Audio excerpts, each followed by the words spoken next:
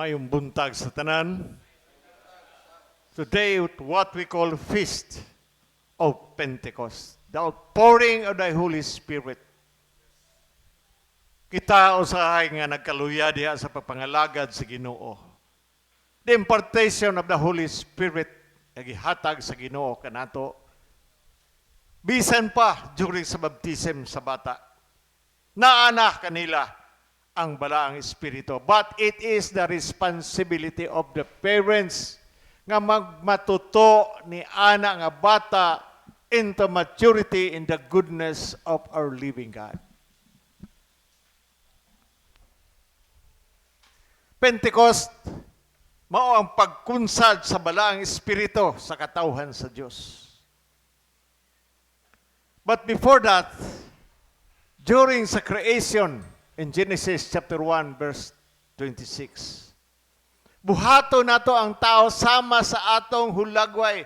Let us make man in our image.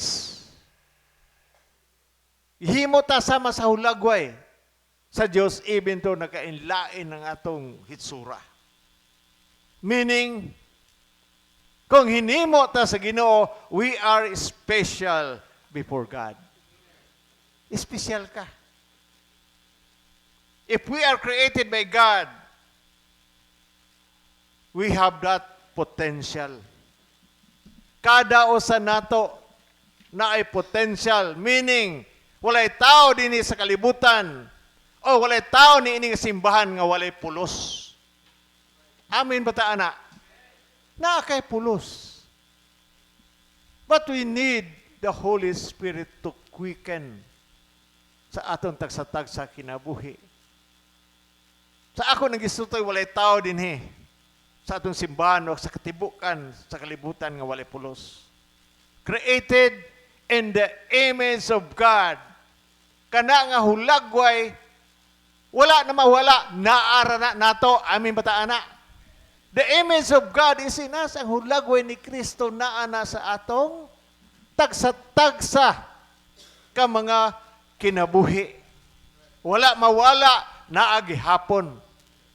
Usahay ang sistema sa kalibutan, trying to destroy that image. Kanang hulagway nga gihatag sa Ginoo kanato. The world trying to destroy that image. Especially ang gitawag nato nga TV commercial. Nga nakita nato, di man dautan nga usa ka lalaki manglaba, magluto. Okay man na, magtabang. Pero ang usahay mga asawa mo, nagluto ka na, nanglaba ka na. Makita na to even sa commercial sa TV, destroying the image of man. Gipaliwala nila ang hulagway sa usa ka lalaki. Ang usa ka lalaki pod mawadaan sa iyang hulagway nga gihatag sa Ginoo. Underman.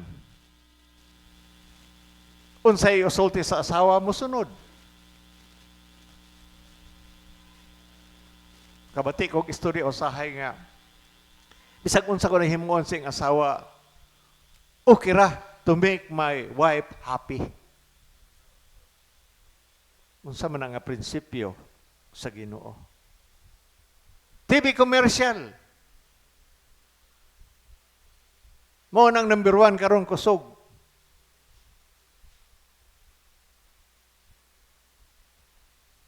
Nga ang lalaki gusto mahimong babae. Or vice versa. Lalaki magsanina og babae. Unsa man na siya, monster o dili. Pero man rampan kayo na, kung dili tayo magbantay na anak. Number 2 is our environment. Unsa ato makita. Nagkuyanap karon. Mga bata pa kayo, maayo na kay mukiay. Kay maoy nakuha sa tagsa-tagsa ka, pananaon sa environment. Unya mga tao, magbasketball gali ng mga maayuhon, ay Kalipay gyud kay mga tao, murag ma-entertain sila nga ilang kalipay moabot sa langit. It is our environment nga naay problema. O ikatulo, making men stay at home while their wives working abroad, or we call it, ang tatay mo nabilin, inatay. Mo nang nakaguliyang ang pamilya. Kung dili nato mahibaw kung asa tagikan, then we don't know our future. Wala tayo tuan. Or we don't know who we are. Kinsa man ta.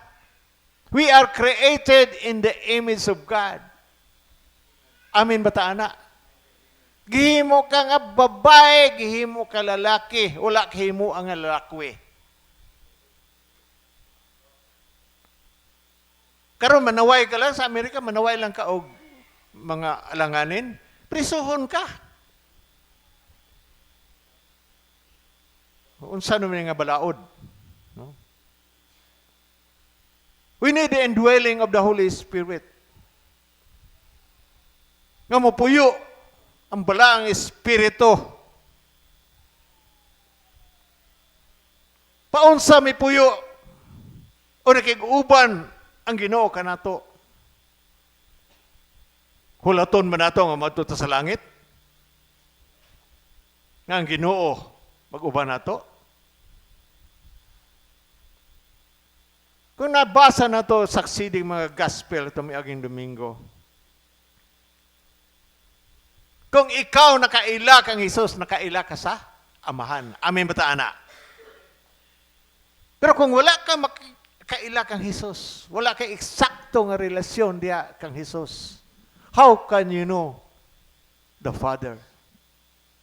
The important thing is knowing the Father, meaning relationship is vital. Nga may puyo o may uban kanato. Meaning, deeper relationship with a person. You know that person well. It is a vice versa relationship.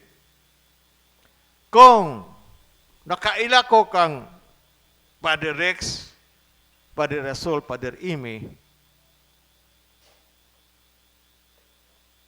nakailasan sila nako. Nakaila ko kang President Marcos. Nakaila ka si President Marcos nako? Wala. Meaning that's a one-way relationship. Kaila ko sa atong presidente. Pero nakaila ba ka ang presidente sa ako? Meaning that's a one-way relationship, dili na pwede. We must know Him. When Jesus said that knowing Him and seeing Him was the same as knowing and seeing the Father.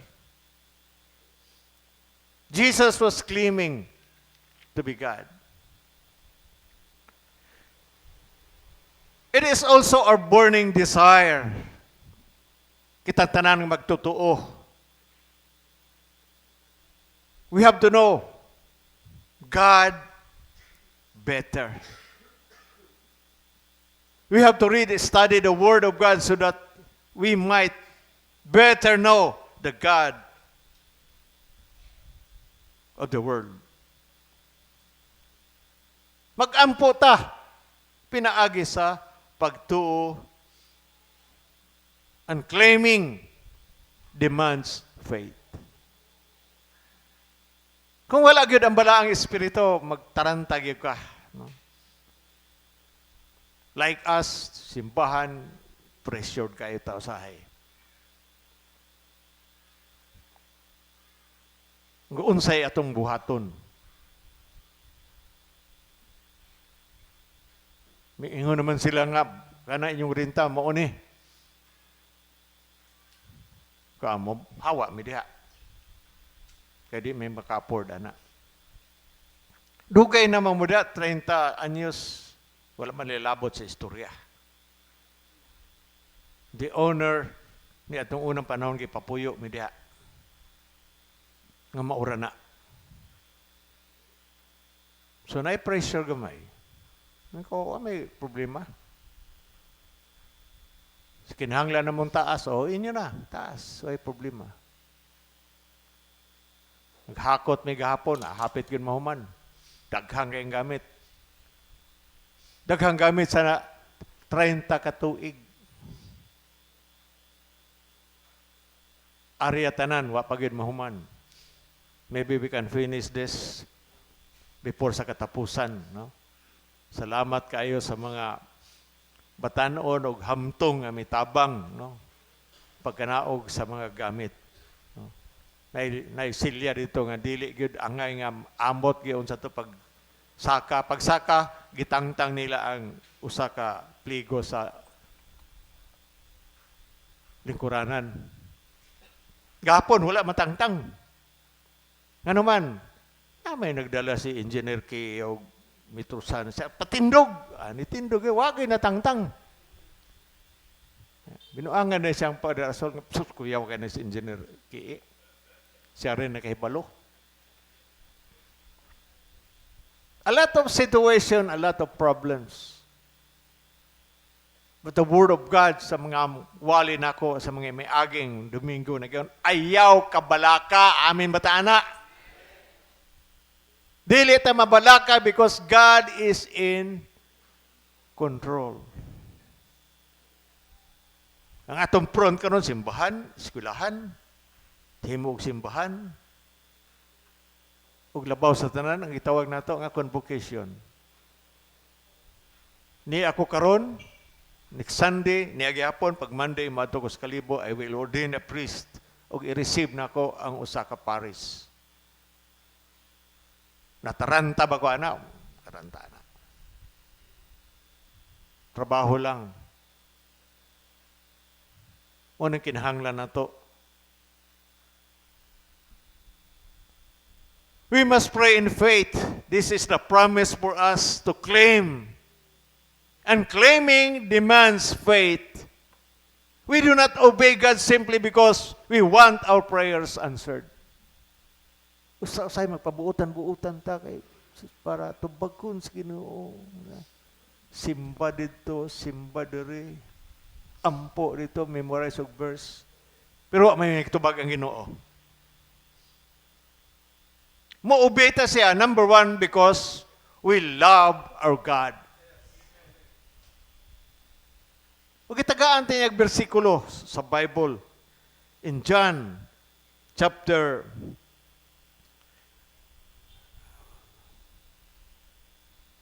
14, verse 13. Nagaingon,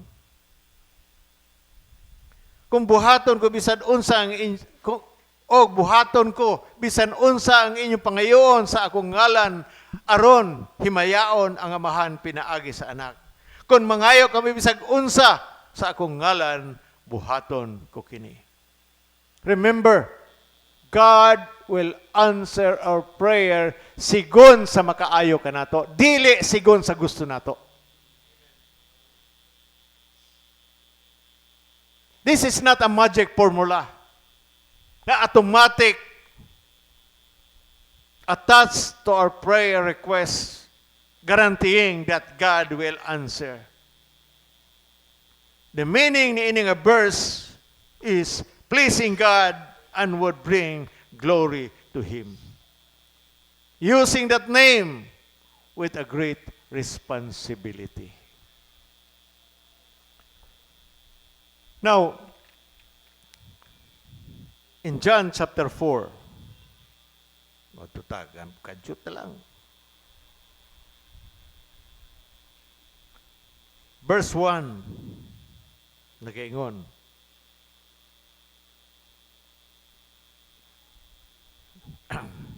sakto ba kung ibasa? John 4, verse 1.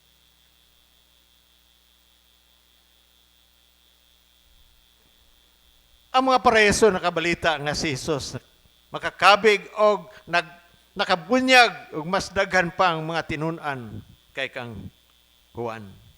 Apan matuod mao nga si Jesus mismo walay mangunay pagbunya kundi ang iyang tinun-an lamang. Busa sa pagkadungog ni Jesus ni mibiya siya og sa Judea o mibalik sa Galilea. Sa iyang pagpaingon sa Galilea kinahanglan nga moagi kayo siya sa Samaria. This is where Jesus baptized by the Holy Spirit sa pagbunyag ni Juan. Now, at the beginning sa ministeryo ni Jesus, same with us, kita o ang iyang mga disipulo, ang balaang Espiritu gihatag sa tanan, how we are baptized into Jesus.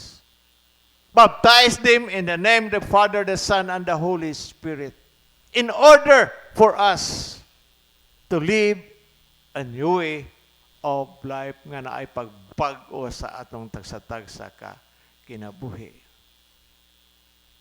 A life of love. A life of peace, a life of joy, a life of righteousness. Ang balaang Espiritu fills our heart with the love of God. Makita natin sa Romans chapter 5, verse 17. The Holy Spirit help us in our weaknesses. Daghang kayo tag mga weaknesses sa atong tagsa-tagsa kinabuhi. Amen bataana.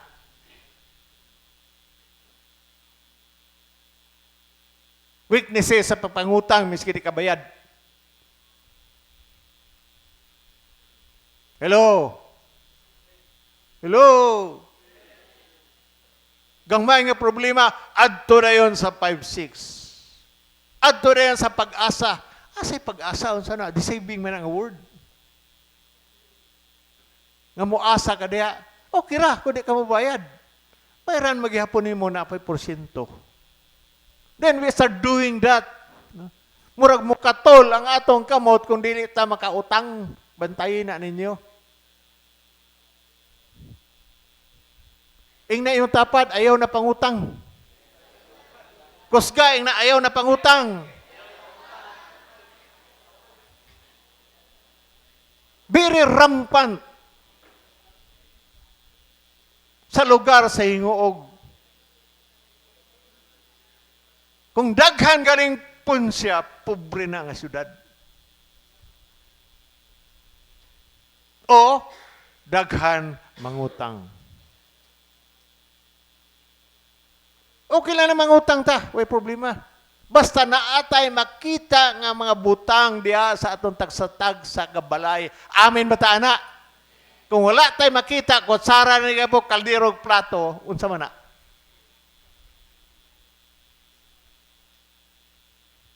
Nitong panahon, no? Saga sweldo pa may sa mga manlugitay. Akong gi-compute ang ilang kita. Maayo man mo kita. Pero mo ato kasi lang balay, way gamit. Tinidor, kutsara. Wa pagyod. Plato ra gyud kay magkaon magkinamot. Kuno di mo palit og kutsara. Kulang man bisa. Pasay kulang. Tanaw ninyong gikuha nako. Asa man eh. Tua sa inom o tua sa sugal. Ing na inyong tapad, ayaw pagsugal.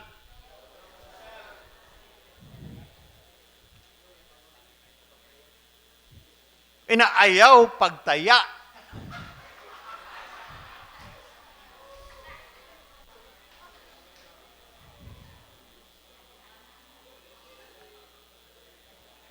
A lot of people, no? Mo ni atong weaknesses. Nahina na transfer dito sa anakan. Pero pakurat ka rin ito, muadto mo. Sa isinta ka nga fighting kakto dito, nakaparking. Kung hinahinay yung tani og ihaw. Naingon mo sa itong handler ka, okay kaya ng lugar na bisap nga naman, buinas ang manok, sige pakakuan, sige pakabuno. Kaya niya dito sa lugar. Ikaw mo kahibaw nga ito, daghan man ning manok ning lugar ah. Will know ni sa fighting cock sa anakan nitong una. Daddy dininit, tumakin, unson. Basta daghan mga sabungiro itong unang panahon. We must be very, very careful for that. No? Magtayag yung bisap. Pag makadaog ko, di takatagaan kayo. Kaya pagsugal. Kasabang kas Ginoo kung di ka maghatag sa imong tithe.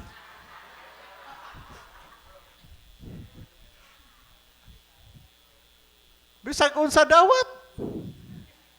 Ato na hinluan.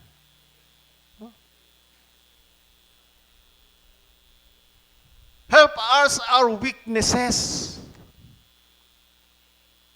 Mga kinahanglan tag revival today. Amin ba taana? We need the power of the Holy Spirit impartation. Revival for us. Nakita mismo usay na kaluya sa pagsimba. Ay kung ingnang wala diha ang balang espiritu ang atong pagkatapulan.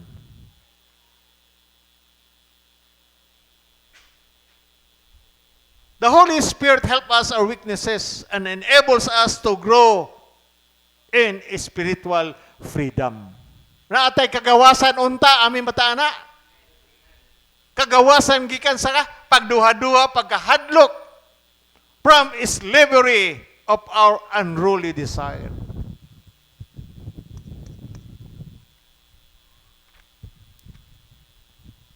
The Spirit instructs us in the ways of God and guide us in living according to God's will.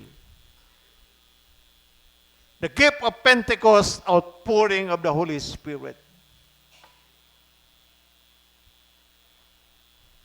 Kung bago ko gusto mo balhin sa anakan, gusto ko nga mag-blessing sa katibukan sa balay.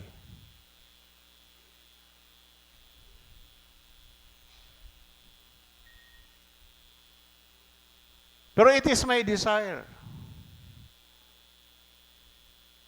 Nag-desire ko nga mag-blessing this coming Sunday. Imbitaron ta mo tanan. Pagdala mo inyong balon.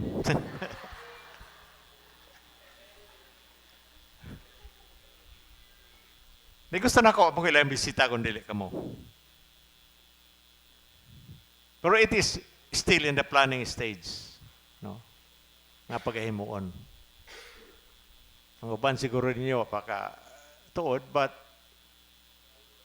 it is the very blessings of God na human ang balay leading the Holy Spirit for us kung unsay himuon. Daghami nga bisa pagbalay na lang kakuya pagbalay ka karon og isa ka balay 5 million. Sa container isa 200,000 nga di mamiigo tanaw ra tong gamit dito kasi nakauban na mo pag-area dito sa kuan. Napay lamisa nga pertimbog ata. Napay piano nga gaan kayo. A lot of things. Pero wag yung kumataranta na actually. Pero akong gihatag ang tanan diha nimo.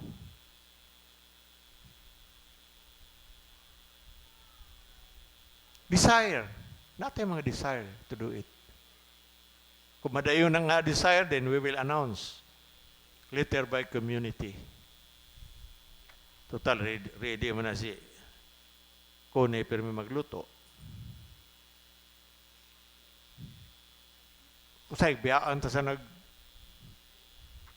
niya itong unang manong, naay mo puli. Biyaan ta sa yung mga tao nga nag-tight, kinasuko, naay nagpuli. Why worry with that? Kung ang kabalaka makahatag na ito og taas ng kinabuhi, dili sakit, then kinahanglan ta nga permita kaguol. Pero ang kaguol naghatag na og nagdala og sakit sa atong tagsa-tagsa ka kinabuhi. Bisag pangutanon ninyo ang doktor nganong naamay sakit ang mga tao. Why? Because of worry. Kabalaka. Dili ta ngay mabalaka. Right now, right then, the Holy Spirit is with us to dispel fear and doubt in our lives. The gift of Pentecost, outpouring of the Holy Spirit, spiritual gifts and blessing of God. The Lord Jesus, after His resurrection, Jesus breathed the life to His disciples. Iyang gihuyupan ang iyang mga disipulo sa ulo. We might do it now. Ulo. Siguro ako mga pari, nanutbras man siguro ni. Impartation of the Holy Spirit. No? By faith. I remember sa nag-istorya na ako. Pa-istorya magaling na ako at ganaya sa Kristi. Usa ka membro sa simbahan nga, di. Kuyaw ka dito paglihan sa pastor nga gikan sa Amerika ni tumba. Grabe ang ilang pagkatumba. Siya nga, maayo, tumba. Unya, okay ra. O sige, natumba man ka. Natumba po ka, panghugas ito og plato. Siya nga, di ko. Nga man, may man ka diya tumba-tumba.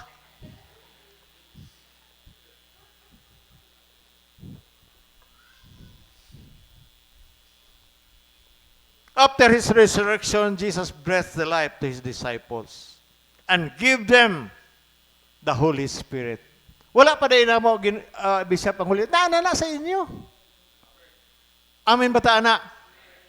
Ingna inyong tapad, naakadimo ang Espiritu sa Diyos. God breathed life to His disciples and give them the Holy Spirit. In John chapter 20, verse 22.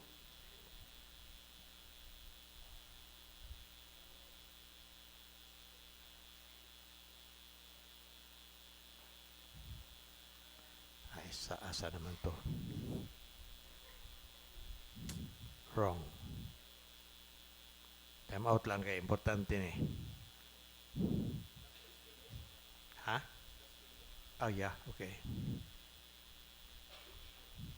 Human siya makasulti ni iyang gipakita kanila ang iyang mga kamot o iyang kilid na lipay pag-ayo ang tinunan sa pagpakita sa Ginoo. Now, in 22, gisulti niya kini, og unya gihuypan niya sila, o giingnan dawata ninyo ang Espiritu sa Ginoo. Yes, your Spirit is there right now. But we want to regenerate that Spirit nga naa ninyo. Kaya usahay, natulog lang na, wala gin ninyo pansin na sa inyong kinabuhi. That's why you decide things wrongly. Nag-decide ta og mga butang nga sayop tanan. Dali ra mo init imong ulo. Dali ra ka masuko. Why? Because you don't even acknowledge the presence of the Holy Spirit sa aton tagsatag sa kinabuhi. Amen ba ta, anak? Usahay mo fail ta, apil ko, anak. Wala ka magwali dari nga exempted ko kaya ako'y nagwali. We fail. That's why basahon ako ang verse 22. Gisulti niya kini, o gihuypan niya sila, o giingnan dawatan ninyo ang Espiritu. We might receive the Holy Spirit to revive us. Nga nagkaluyata sa papangalagad sa Ginoo. In order that we will be free from our weaknesses to overcome by the power of the Holy Spirit. Last verse in Matthew chapter 28, verse 19.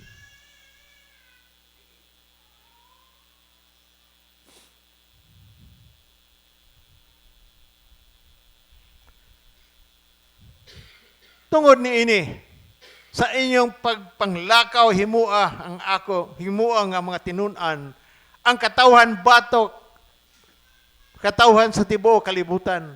Bunyagi sila sa ngalan sa Manok, sa Anak, o sa Espiritu Santo, o tudluy sila pagtuman sa tanan nga akong gisugo kaninyo o ginumdumi. Ako mag-uban kaninyo sa kanunay hangtod sa katapusan sa kalibutan. Amen ba ta, ana? This impartation of new life para kanato, do we want that power to live a faith-filled life as we are the disciple of Jesus? We must ask our Father to fill with the power of the Holy Spirit sa aton tagsa kinabuhi. Impartation. Right now, aton ang pagabuhaton. Dili ka matumba rin unsa ka diha, exhibition. Matumba ka, well, that's repressing. Usahay daghang kay mga buluhaton sa simbahan nga uban naglihan sa nga tumba. Repressing unta na nila. Pero pagbangon, maro gyapon batasan. Meaning, there is impartation but it's not right. Amen, batana. Amen. Yang yung tanan sa papanindog.